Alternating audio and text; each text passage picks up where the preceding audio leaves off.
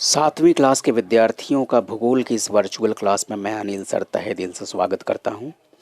विद्यार्थियों, जारी था आपकी पाठ्य पुस्तक का अध्याय क्रमांक 7 जिसका नाम है मृदा। आज इसके भाग 2 में हम आपको महाराष्ट्र में पाई जाने वाली मृदाओं के प्रकारों तथा उनके सामान्य वितरण के बारे में विस्तार से जानकारी प्रदान करूंगा। तो आइए शुरू करते हैं। जैसा कि आपको पता है कि पृथ्वी पर जीव सृष्टि में महत्वपूर्ण घटक है वनस्पति। इन वनस्पतियों की निर्मिति, वृद्धि एवं वनस्पति के आधार के रूप में मृदा का अनन्य साधारण महत्व है। ये भी आपको पता है। जिस क्षेत्र में उपजाऊ जो मिट्टी होती है वहाँ वनस्पति जीवन बहुत बड़ी मात्रा में समृद्ध होता है, जैसे विषुवत वृत्तीय प्रदेश। और जिस प्रदेश में उपजाऊ मिट्टी नहीं होती है, अर्थात उपजाऊ जो मिट्टी होती है वो नहीं होती है, वहाँ वनस्पति सृष्टि का अभाव पाया जाता है। फॉर एग्जाम्पल जो है मरुस्थलीय प्रदेश। और जहाँ पर जो है मिट्टी की कमी होती है वहाँ वनस्पतियों का अभाव होता है, जैसे कि ध्रुवीय प्रदेश। विद्यार्थियों, यहाँ जो मैं मिट्टी कह रहा हूँ उसका संदर्भ है जो है कि उपजाऊ मिट्टी, अर्थात जो है कि मृदा। तो केवल उचित जलवायु, भरपूर जल और सूर्य प्रकाश के होने से ही वनस्पति की वृद्धि नहीं होती। इसके लिए उपजाऊ मिट्टी भी महत्वपूर्ण होती है। तो आइए हम मृदा के प्रकारों के अनुसार अनाज, फूल, फल आदि उपज कैसे पैदा की जाती है, कहाँ कहाँ पैदा की जाती है, उन सब बातों को ध्यान से देखते हैं। तो महाराष्ट्र के दखन के पठार पर रेगुर मृदा के क्षेत्र में प्रमुख रूप से ज्वार, बाजरा जैसी फसलों का उत्पादन होता है, जबकि कोंकण, केरल, तमिलनाडु, कर्नाटक की मृदा में चावल का उत्पादन होता है। मध्य प्रदेश में पानी का निकास होने वाली मृदा में आलू की फसल का उत्पादन होता है, जबकि स्थानीय उत्पादन के अनुसार वहाँ के लोगों का आहार निश्चित होता है। तो विद्यार्थियों, जिस प्रदेश में कृषि योग्य मृदा नहीं है उन प्रदेशों में पड़ोसी देशों से अनाज आयात कर वहाँ की आवश्यकता की पूर्ति करनी पड़ती है, ये आपको पता है। फॉर एग्जाम्पल सऊदी अरब की बात करें, कतर की बात करें, ओमान की बात करें, ये देश अपनी आवश्यकताएं चीन, भारत, अमेरिका जैसे देशों से माल का आयात करके पूरा करते हैं। और जिन प्रदेशों में उपजाऊ मृदा होती है उन प्रदेशों में अनाज की स्वयं निर्भरता दिखाई देती है, जिसकी वजह से ऐसे प्रदेश में लोगों की बस्तियां केंद्रित पाई जाती हैं, जैसे गन्ना उत्पादन क्षेत्र में चीनी कारखाने, फलोत्पादन क्षेत्र में फल प्रक्रिया उद्योग आदि। तो भविष्य में इन प्रदेशों का विकास होता हुआ दिखाई देता है इन्हीं वजहों से। तो आइए ज़रा हम इस ये जो आप देख रहे हैं मानचित्र, ये महाराष्ट्र का मानचित्र है। महाराष्ट्र के इस मानचित्र में आज हम आपको बताने जा रहे हैं मृदा के प्रमुख प्रकारों और उनका रंग, श्रेणी, निर्माण की प्रक्रिया, परत की मोटाई और इनका सामान्य वितरण। तो विद्यार्थियों, आप जो देख रहे हैं यहाँ पे जो पहली जो प्रकार है मृदा, जिसका नाम है खुरदुरी मृदा, ये आप यहाँ देख सकते हैं। और इसका यहाँ संकेत भी आपको दिखाई दे रहा है, ग्रे कलर है। तो महाराष्ट्र में जो एक प्रकार की विशेष प्रकार की जो मृदा पाई जाती है उसका नाम है खुरदुरी और मोटी मृदा। दरअसल कम वर्षा और अपर्दन की क्रिया के परिणाम स्वरूप यह मृदा निर्मित होती है। और दखन के पठार के पश्चिमी भाग में जो पर्वतीय समतल क्षेत्र है वहाँ ये मृदा पाई जाती है, जैसे अजंता है जो है, इसके अलावा जो है बालाघाट है और महादेव की पहाड़ियाँ हैं इन सब में। और इस मृदा में ह्यूमस की मात्रा बहुत ही कम होती है, नगण्य होती है, जिसकी वजह से इसमें खेती बिल्कुल ही नहीं होती। तो आप यहाँ देख सकते हैं मोटी और खुरदुरी मृदा जो है इसका वितरण कहाँ कहाँ है। आप जो ग्रे कलर का जो चित्र आप देख रहे हैं इस जो है मानचित्र में, वहाँ पर ये पाई जाती है। आइए जो दूसरे प्रकार की मृदा है उसके बारे में हम ज़रा जानते हैं। ये है काली मृदा, अर्थात रेगुर मिट्टी। दरअसल रेगुर अथवा कपास की काली मृदा, इस नाम से ये मृदा प्रसिद्ध है। मध्यम वर्षा के प्रदेश में ये मृदा पाई जाती है। नदियों की घाटी में कांप की मृदा के मैदानों और घाटी भागों में ये मृदा पाई जाती है। दरअसल दक्कन के पठार के पश्चिमी भागों में ये मृदा सबसे ज़्यादा, तो पूर्वी भाग में अर्थात विदर्भ में ये जो है कि मध्यम काली मृदा पाई जाती है। और आपको पता होना चाहिए कि महाराष्ट्र में दक्कन के पठार की वजह से ये मृदा सबसे ज़्यादा पाई जाती है और ये मृदा यहाँ कपास की खेती में सबसे ज़्यादा उपयोगी है। आइए अब बात करते हैं लाल मृदा की। लाल मृदा ये सह्याद्री के पश्चिम में कोंकण तटवर्ती क्षेत्र तथा पूर्व विदर्भ में यह मृदा पाई जाती है।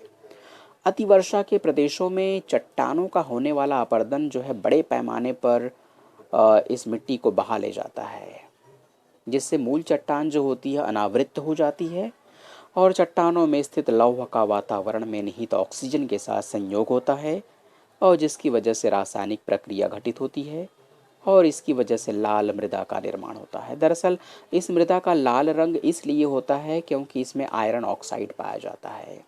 तो आयरन ऑक्साइड के पाए जाने की वजह से ये मृदा लाल रंग की होती है। आइए अब देखते हैं तटीय कांप की मृदा, ये कहाँ पाई जाती है। दरअसल तटीय कांप की मृदा जो होती है ये कोंकण की अधिकांश नदियाँ लंबाई में बहुत कम लेकिन वेगवान होती हैं, जिसकी वजह से नदियों द्वारा लाई गई कांप की जो मिट्टी है वो नदी के मुहाने पर जमा हो जाती है। तो पश्चिमी तटवर्ती भागों में नदियों के मुहाने पर इस मृदा का निर्माण हुआ है, जैसे कि धर्मतर है, पनवेल है आदि क्षेत्रों में कांप की जो है मृदा जो है पाई जाती है। अब आते हैं हम लास्ट में अपरिपक्व मृदा यानी कि पर्वतीय मृदा। दरअसल ये जो है कि पीले कलर की कत्थई मृदा होती है, जिसे पीली मृदा भी कहा जाता है। अतिरिक्त वर्षा के प्रदेशों में ये मृदा पाई जाती है। ये मृदा अधिकांशतः उपजाऊ नहीं होती है, अतः कृषि के लिए इस मृदा का उपयोग बहुत कम होता है। चंद्रपुर भंडारा के पूर्वी भाग तथा सह्याद्री के पर्वतीय भागों में ये मृदा पाई जाती है। तो इस प्रकार से विद्यार्थियों आपने महाराष्ट्र के विभिन्न जिलों और महाराष्ट्र के विभिन्न भागों में जो है पाई जाने वाली मृदाओं के प्रकारों और उनका निर्माण क्यों होता है और रंग कैसा है, श्रेणी कैसी है, निर्माण की प्रक्रिया कैसी है, परत की मोटाई कैसी है, उनका वितरण कैसा है, ये सारी बातें आपने विस्तार से जानी। अब आइए ज़रा हम आगे बढ़ते हैं और जानने की कोशिश करते हैं कि जो है मृदा का क्षरण और अवनति क्यों होती है।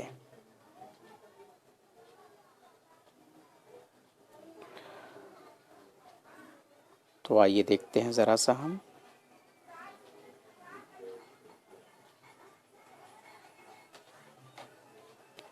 ये रहा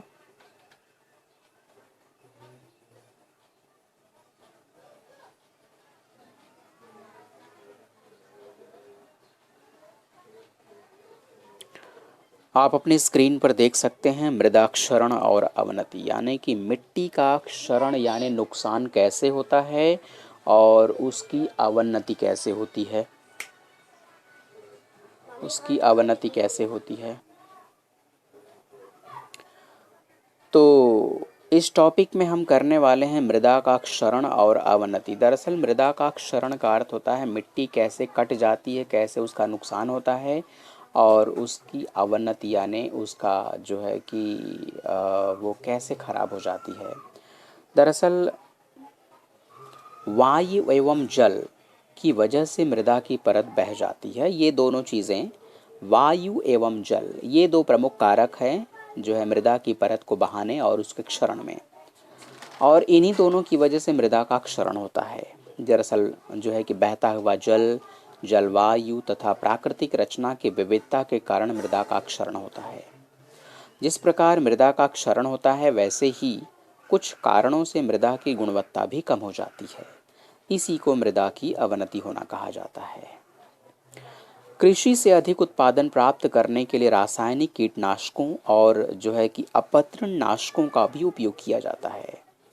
फसलों में उर्वरकों और खादों का अति उपयोग करने से भी जो है मृदा का क्षरण होता है और उसकी अवनति होती है।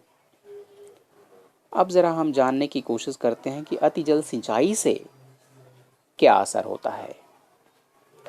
तो जो है कि अति जल सिंचाई से भूमि के क्षार जो होते हैं ऊपर आ जाते हैं और भूमि लवण युक्त हो जाती है।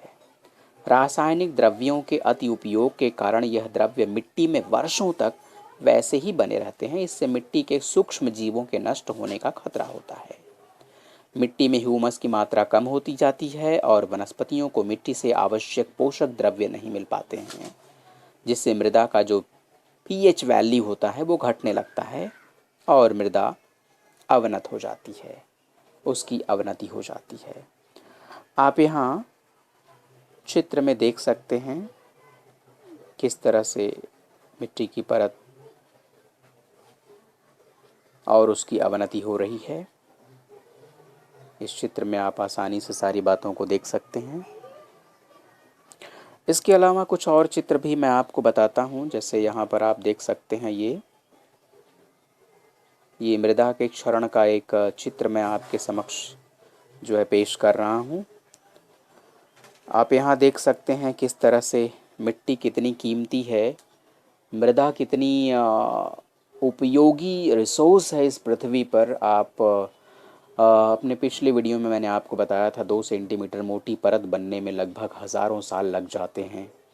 तो इस प्रकार से मिट्टी का क्षरण होना कितना जो है नुकसानदायक है इस पृथ्वीवासियों के लिए। आप देख सकते हैं यहाँ पर जो है कि बहते हुए पानी और हवा, जो है बहती हुई हवा, ये 2 प्रमुख कारक होते हैं मिट्टी के क्षरण के। तो यहाँ पर जो है मिट्टी का क्षरण किस प्रकार से हो रहा है आप यहाँ देख सकते हैं। इसके अलावा अपने अगले चित्र में आप देख सकते हैं यहाँ भी जो है मृदा का क्षरण हो रहा है।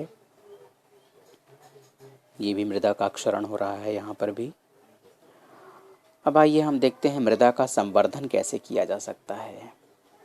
दरअसल मृदा का संवर्धन यानी कि मिट्टी को बचाना, मिट्टी को कैसे बचाया जा सकता है। तो मिट्टी को बचाना बहुत ही ज़रूरी है क्योंकि मिट्टी बहुत ही उपयोगी है हमारे लिए। तो मृदा के महत्व को देखते हुए उसका संवर्धन करना आवश्यक है। खेतों की उपजाऊ मृदा वर्षा के जल के साथ बह न जाए, इसलिए खेतों में मेड़बंदी की जाती है, मेड़ बनाए जाते हैं। मेड़ों पर उचित मात्रा में छोटे छोटे पौधे लगाना, खेतों में अति ढलान वाले भागों में पत्थरों की सहायता से मेड़ बनाना आदि कार्य मृदा संवर्धन विभाग की ओर से किए जाते हैं।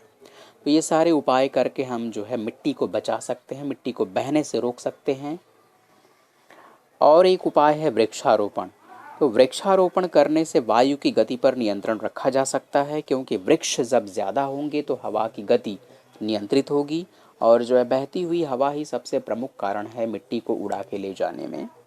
तो फलतः वायु द्वारा होने वाले मिट्टी का जो क्षरण होता है वो रुक जाता है। यहाँ देख सकते हैं आप वृक्षारोपण करे जो है वृक्षारोपण करने के माध्यम से हम किस प्रकार से मिट्टी को बचा सकते हैं।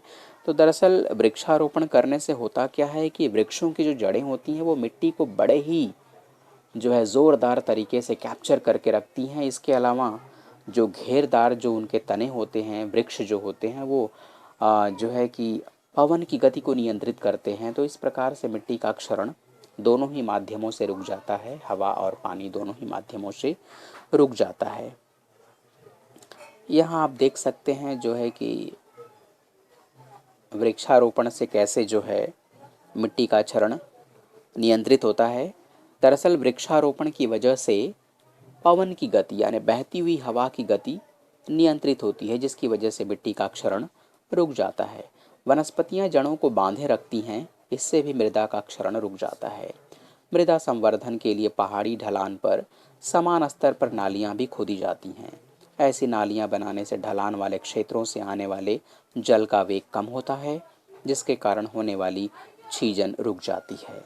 इन नालियों के कारण रुका हुआ जल भूमि में रिसने में सहायता मिलती है और इस प्रकार से जो है कि भूमिगत जल भंडार भी विकसित होता है।